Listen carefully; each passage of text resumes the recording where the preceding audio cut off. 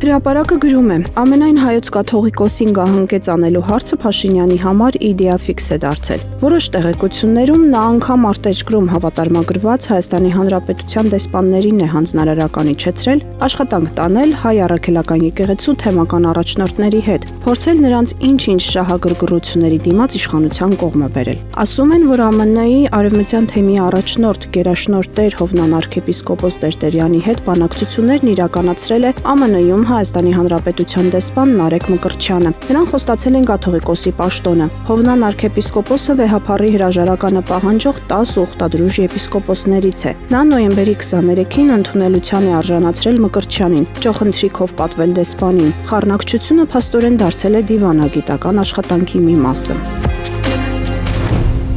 Ժողովրդի աղբյուրները փոխանցել են, որ Արշակ Սրբազանի կալանավորումից հետո հաջորդ փուլով Փաշինյանն անցնելու է կաթողիկոսի կալանքի հարցին, քանի որ վերջինս չի պատրաստվում զիջման գնալ։ Իրավապահներն աշխատում են այդ ուղղությամբ ու առաջիկայում պետք է կաթողիկոսին տանեն կալանքի։ Կհարցնեք ինչ հիմքով, կարևոր չէ, գլխավորն այն է, որ վեհափառ հայրապետը հայտնվի մեկուսացման մեջ, որից հետո արդեն համացանցում կհայտնվի նրա հրաժարականի տեքստը։ Եվ ամենևին էական չէ, այդ նամակը իրական կլինի թե ֆեյք, գլխավորը կլինի Գարեգին երկրորդի անունից հրաժարականի տեքստ եւ կաթողիկոսի հեռացման process-ը կսկսվի։ Ժողովուրդը գրում է. ինչ մեքենայի հարց է քննարկվել քննչական կոմիտեում Արցախի նախագահ Սամվել Շահրամանյանի հետ։ Երեկ Արմլուրայեմը հայտնել էր, որ Արցախի նախագահ Շահրամանյանը հարցաքննության էր հրավիրվել քննչական կոմիտե Բագրատ arczepiskopos Գալստանյանի գործով հարցաքննվելու նպատակով։ Հարցերից մեկը կապված է եղել այն հանգամանքի հետ, թե ինչպես 2024 թվականի հունիսի 21-ին Տավուշը հանուն հայրենիքի շարժման առաջնորդ Բագրատ Սրբազանն իր մեքենան նվիրեց Արցախի նախագահ Սամվել Շահրամանյանին։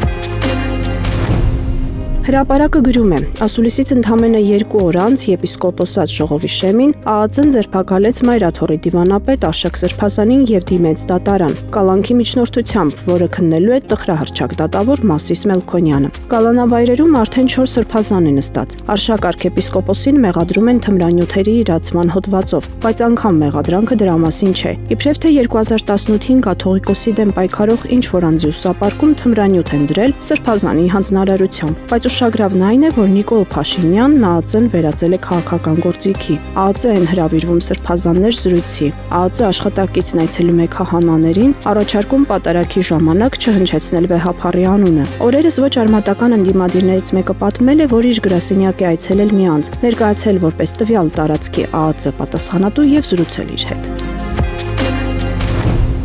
Ժողովուրդը գրում է. քաղաքացիական պայմանագիր կուսակցության ստեղծած Իմ քայլը հիմնադրամը ավելի շատ աչքի է ընկնում նվիրատուների ցանկով, քան արած գործով եւ աշխատանքով։ 20 միլիոն դրամ հիմնադրամին նվիրաբերել է Arsenal Ltd SP ընկերությունը, որը 2019 թվականին զենքի եւ զինամթերքի արտադրության մեջ կիրառվող ապրանքների ներմուծման համար արտոնություն էր ստացել։ Սիլ կոնցեռնի սեփականատեր Սուքիասյան ընտանիքի կողմից ստեղծված Սուքիասյան բարեգործական հիմնադրամն էլ Աննա Հակոբյանի ղեկավարած հիմնադրամին նվիրաբերել է 10 միլիոն դրամ։